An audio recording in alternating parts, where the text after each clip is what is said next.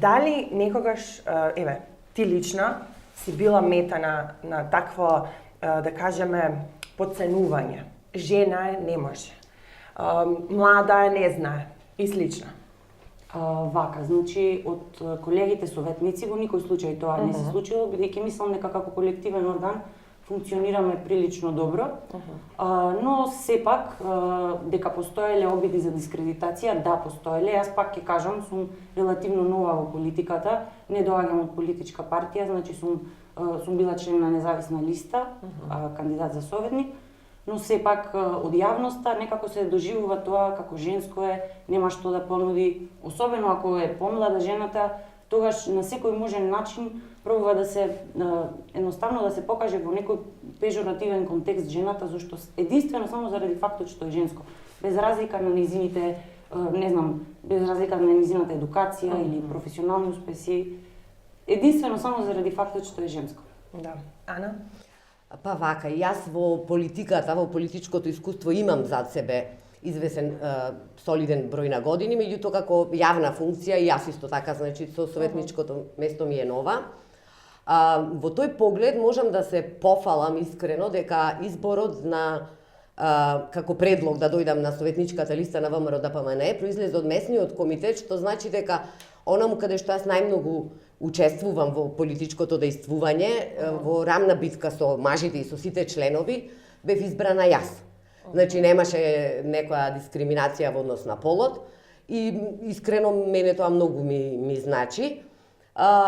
Инаку во однос на советот не сум почувствувала и во измеѓу, значи сум немала такво искуство досега, што не значи дека понатаму нема да се случи. Меѓутоа мислам дека мора да се спомне фактот дека онаму каде што немаме предвидено квоти, онаму каде што немаме афирмативни политики, учеството на жената е многу ниско. Значи, нас ни се потребни такви афирмативни политики да се определат квоти, затоа што имаме многу мал број на жени на председатели на партии, министри, председатели, кандидати за градоначалници. Значи, се уште ни е менталитетот тој дека доколку не е законски регулирано, процентот на жена е многу понизок и тоа е еден вид на дискриминација, секако сметам, и мислам дека тука треба рамноправно да се бориме со мажите во однос на можноста до пристапот на секакви ресурси во општеството. Значи, се уште како општество стагнираме во признавањето на вистинската вредност на жената. Живка, што мислите?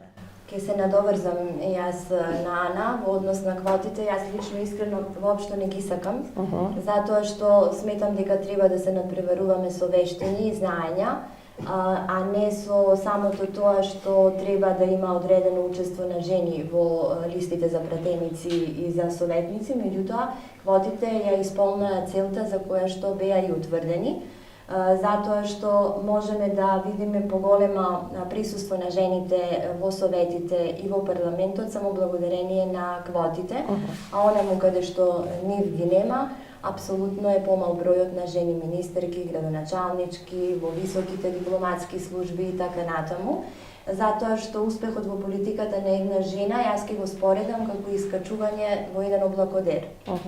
Повеќето од нас ќе застанат на средните катови, а многу малку од нас ќе се искачат на највисоките катови.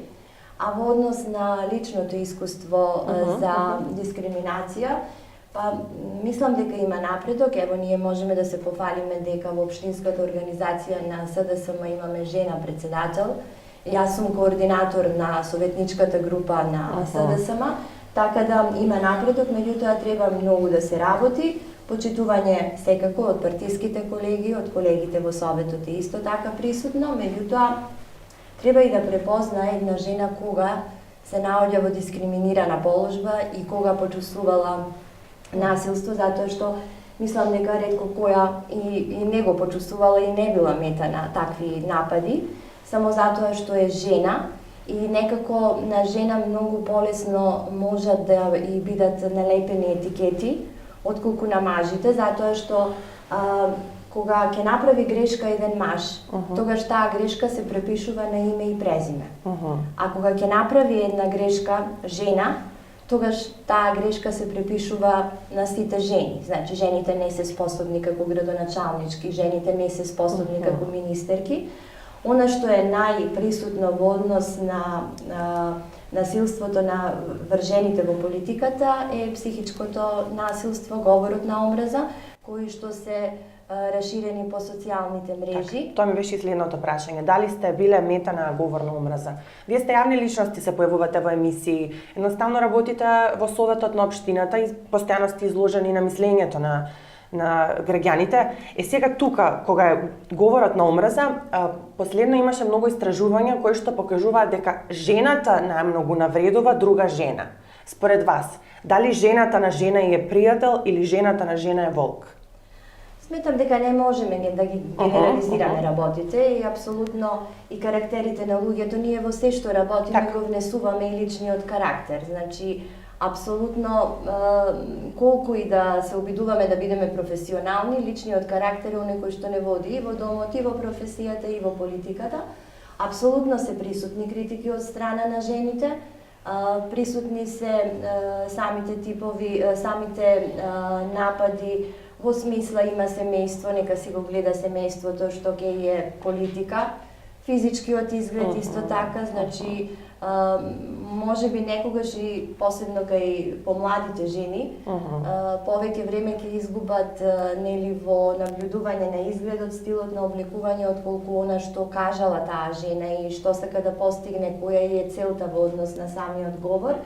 Апсолутно дека сме изложени на такви критики, меѓутоа секако секогаш критиката треба да постои, меѓутоа основана врз основа на факти и докази. Сите правиме грешки и апсолутно не познавам човек кој што нема да направи грешка. Меѓутоа да биде аргументирано и со факти, а не со навреди и клевети кои што претежно тие коментари се такви, значи сексизам, навреди, клевети кои што едноставно прават атак на самодовербата.